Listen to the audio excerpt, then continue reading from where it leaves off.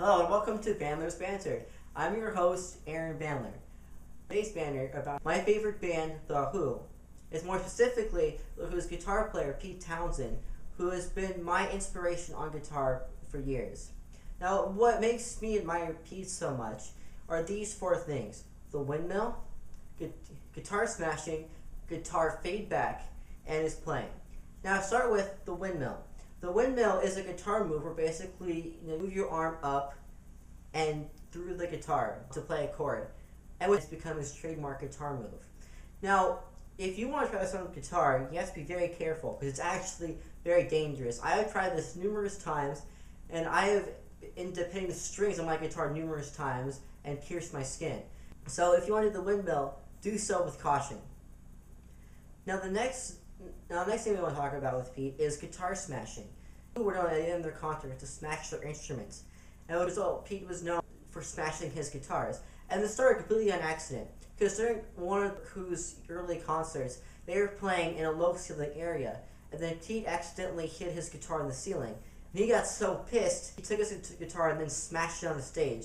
And someone shouted, "Do it again!" So he just kept whacking against the stage until it eventually just broke. And then, following concert, someone asked him to smash his guitar, so he did it again. And then it just became a habit for them to do that in their concerts. He doesn't do that anymore, unfortunately. Now, the third thing I want to talk about is what's known as guitar feedback. Now, what this is where you strum a chord on your guitar, you let the chord ring out, and you position the guitar in such a way relative to the amp that it causes a loud screeching noise to happen. I'll have the master show it to you instead.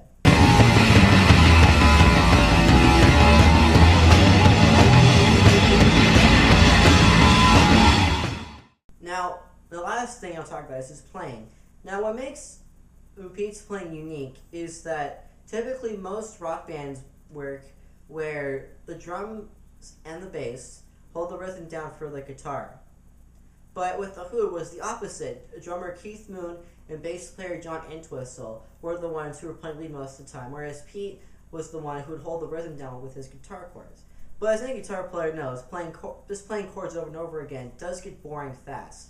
So he would play lead and rhythm at the same time. He'll play some lead notes, then play a chord, and then some lead notes and a chord, and it makes for a very interesting combination. No, he was not the most technically proficient guitarist, nor would he go on these long 15-minute solos. But what he did too was completely improvisational, and it came from the heart, and it makes for some very tasteful solos, as you can see in this brief clip here.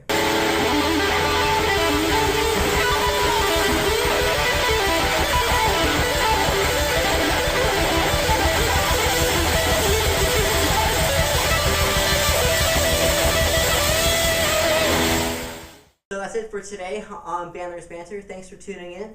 We'll see you next week.